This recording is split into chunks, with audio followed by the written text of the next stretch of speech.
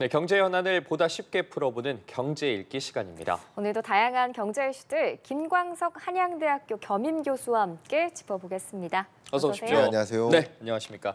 자, 오늘은 미국의 소비자 물가 지수로 좀 이야기를 시작해 보도록 하겠습니다. 네. 이 4월 소비자 물가 지수가 전년 동월 대비로는 3.4% 올랐고 지난달과 비교했을 때 또 감소를 했습니다. 네. 올해 계속해서 상승세가 이어지고 있었는데 처음으로 완화가 됐어요. 어떻게 네. 좀 해석해 봐야 될까요? 그러니까 시장에서는 굉장히 환호성을 질렀다 이렇게 볼 수 있겠습니다. 결국 시장에서 환호성을 지른 이유는 금리 인하를 기대하고 있기 때문이죠. 금리 인하를 기대한다. 금리 인하 시점이 찾아온다라는 얘기는 물가가 목표하는 수준에 부합할 만큼 떨어져야 된다라는 거죠. 예. 그 목표하는 물가가 2%니까 물가 상승률이 2%를 벗어나서 올라가다가 전월에 발표된 숫자가 3.5%였는데 어제 발표된 숫자가 3.4%니까 물가 상승세가 그래도 2%를 향해 내려가는구나 하는 기대고요. 헤드라인 물가 상승률 지금 보여주고 계시지만 헤드라인 물가 상승률보다 사실 더 중요한 게 근원 물가예요. 네. 예. 근원 물가 상승률이 목표하는 지점까지 내려올까에 주목을 해야 되는데 역시 전월에 발표됐었던 근원 물가 상승률이 3.8%였는데 이번에 3.6%로 시장의 기대치에 부합하게 그리고 전월보다 떨어지는 형태로 물가 상승률이 그래도 올해 안에 2%를 향해 가겠구나 하는 물가 안정에 대한 기대감이 금리 인하 기대감으로 반영되는 것이죠. 네. 그게 주가 상승을 만든 것이라고 볼 수 있겠습니다. 네, 지금 말씀을 해주신 것처럼 소비자 물가 상승률이 둔화된 이런 상황들을 봤을 때 네. 연준이 금리를 인하할 가능성이 높아졌다. 그래서 기대감이 상승한 걸로 볼 수 있는데 네. 사실 이런 상황들이 계속해서 좀 반복돼 왔었잖아요. 그렇죠. 그 전에는 오히려 금리 인상되는 거 아니야 이런 얘기도 있었는데 좀 확실한 건가요 이번 네, 지표가? 맞는 말씀입니다. 그러니까 매월 이맘때 월 중간에 CPI 물가가 발표돼요. 근데 전월에도 발표되고 전전월에도 1월, 2월, 3월, 4월에도 계속 발표됐지 않았겠습니까? 근데 발표될 때마다 물가가 예상보다 안 내려가고 물가 상승률이 계속 3%를 벗어나서 위에 맴도는 거예요. 물가가 끈적끈적하게 안 잡히는가 보다라고 생각하니까 금리 인하 시점은 더 뒤로 지연되겠다. 연내 금리 인하 어려울 수도 있겠구나. 네. 이렇게 생각하다가 금리 인하 기대감이 무너지다가 이번에 발표된 통계는 역시 물가가 안정화되는구나 하는 기대감으로 바뀌는 것이죠. 네. 역시 이번 달 말에 발표되는 PCE 물가가 목표하는 수준으로 떨어지는지 아니면 다시 반등하는지 또 다음 달에 발표되는 물가 지표가 올라갈지 떨어질지 여부에 따라서 물가가 안정화되는 수순으로 지표가 발표되면 금리 인하 기대감이 또 반대로 물가가 안정화되는 수순을 벗어나서 안 잡히는구나 하는 물가 안정화에 대한 걱정이 더 들면 금리 인하에 대한 공포감이 이게 결국 시장에 영향을 주는 거라고 볼 수 있겠죠. 그런데 이 파월 의장이 금리 동결 가능성을 언급했는데 이거는 어떤 의미로 봐야 돼요? 네, 많은 투자자들이 최근 들어서 1월, 2월, 3월 동안 발표됐던 이 통계 지표들이 다시 물가가 다시 올라가는 그런 모습을 보이니까 이러다가는 금리 인상하는 거 아니야?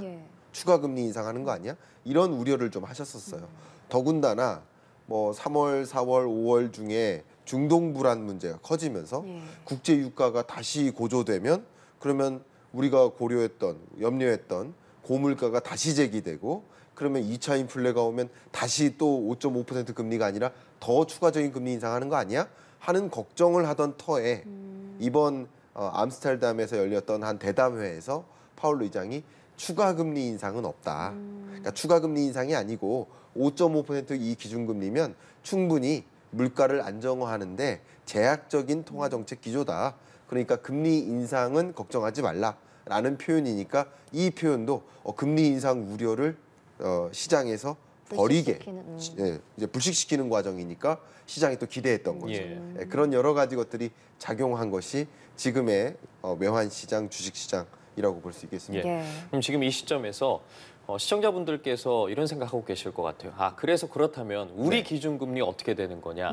이제 다음 주에 이제 하느니 이제 상반기 마지막 금통위를 개최할 예정인데 금리 향방에 대해서 지금 이미 미국과의 격차가 역대 최대치로 벌어져 있는 상황이지 않습니까? 그래서 아마 동결할 것이다 이런 예상이 많은데 어떻게 보고 계세요? 저도 다음 주에 있는 한국은행의 금리 동결 여부에 대해서 의견 드린다면 동결할 것이라고 생각합니다. 당연히 동결할 것이라고 생각하는 이유는 우리나라의 물가 상승률이 아직 목표 수준에 도달하지 않았습니다.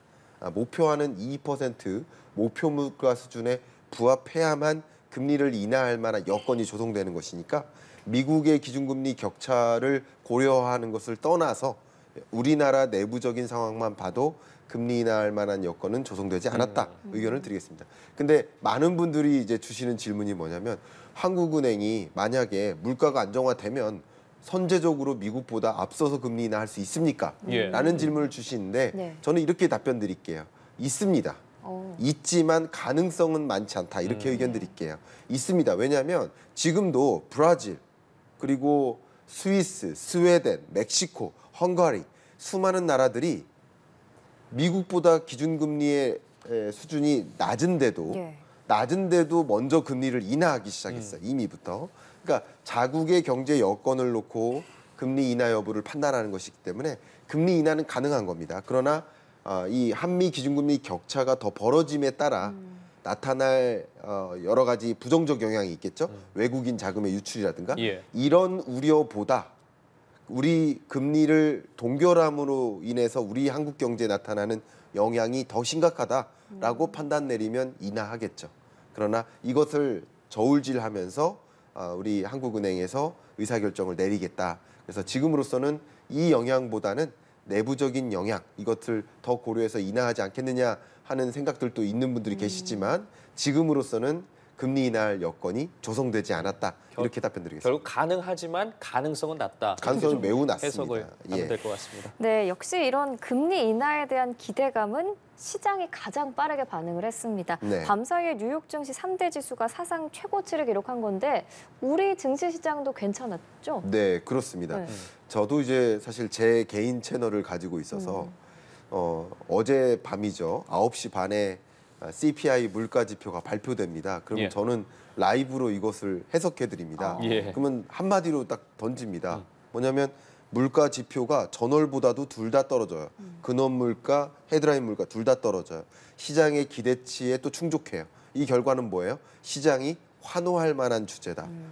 뭐 이야기가 끝난 거죠. 분석을 더 딥하게 하지 않아도 이미 시장은 그렇게 받아들이기 시작합니다. 그래서 미국장이든 뭐 세계 글로벌 장에서 미국이 금리를 인하하겠네. 그러면 아무래도 우리나라도 금리 인하할 시점이 당겨지겠네. 금리 인하에 대한 기대감이 크게 조성되면서 주가에 상승 압력을 준 것이다. 이렇게 해석해 볼 수 있겠습니다. 예, 알겠습니다. 자, 이번엔 좀 다음 주제로 넘어가 보도록 하겠습니다. BTS나 뉴진스 등 이 K-팝 가수들이 속한 하이브가 이제 엔터테인먼트사 최초로 대기업 반열에 올랐습니다. 사실 뭐 대기업과 중소기업 저희가 이야기를 하곤 하지만 이 대기업을 나누는 기준에 대해서는 좀 애매한 부분 또 궁금했던 부분이 많거든요. 어떻게 정해지는 겁니까? 우리나라에 이것을 구분짓는 그 기준을 마련하는 기관이 있죠. 공정거래위원회, 그러니까 정부 조직이죠. 공정거래위원회에서 여러 가지 기준을 놓고 이 기업은 대기업 집단에 속해, 아니야, 아직 속하지 않아. 이것을 구분짓는데 구분짓는 가장 대표적인 기준이 여러 가지가 있겠습니다만 가장 대표적인 것이 자산 규모입니다. 그 기업의 자산 규모가 5조 원을 넘느냐, 안 넘느냐. 5조 원을 넘는다. 그러면 대기업 집단에 소속되겠죠. 이번에 5조 원을 넘어가면서 하이브가 대기업 집단에 지정된 것이고 이것은 또 의미 있는 일이라고 또 생각해 본다면 한 가지는 엔터기업 입장에서는 처음으로 자산 규모 5조 원을 넘겨서 대기업 집단에 소속된 첫 번째 사례인 거죠. 그렇기 때문에 나머지 엔터기업들도 이렇게 노력하면 좋은 서비스를 제공하고 좋은 어떤 컨텐츠를 만들어내면 우리도 대기업 집단으로 갈 수 있겠구나, 자산 규모를 키울 수 있겠구나 하는 대표적인 사례가 등장한 거라고 볼 수 있겠습니다. 그러면 이렇게 한 기업이 대기업 집단으로 지정이 되면 그 이전과는 어떤 점들이 달라지는 거예요? 자, 공정거래위원회에서 대기업 집단으로 지정되느냐 아니냐를 논하는 이유는 결국 이제 여러 가지 이유가 있겠지만 대기업 집단에 소속된 기업들이 중소기업이나 소상공인들이 하는 이런 비즈니스를 하지 말 것을 지정하는 겁니다. 가장 대표적으로 대기업이 왜 빵을 만들어 파느냐, A4 용지를 만들어 파느냐. 네. 왜냐하면 대기업 집단 내의 거래만 생각해 보면 A4 용지만 만드는 계열사를 만들어도 충분히 엄청난 영업이익과 매출을 올릴 수 있을 겁니다. 예. 근데 그런 것들은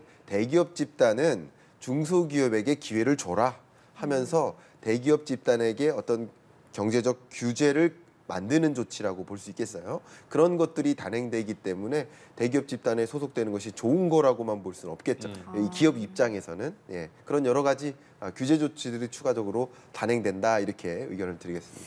또 눈에 띄는 기업들이 에코프로랑 쿠팡이거든요. 네. 이번에 재계 순위가 10계단 이상 올라가면서 성장세가 굉장히 가팔랐는데 네.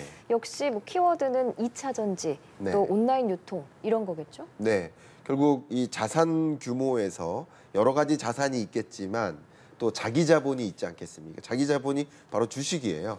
그러니까 결국 이 자산 가치가 올라간다는 얘기는 그 기업이 가지고 있는 시가총액이 커진다든가 아니면 그 기업이 가지고 있는 뭐 상업용 부동산의 자산 가치가 올라갔다든가 이런 것들이 반영된 결과라고 볼 수 있겠는데 쿠팡 같은 경우 지난해 45위였거든요. 예. 27위로 껑충 뛰었습니다.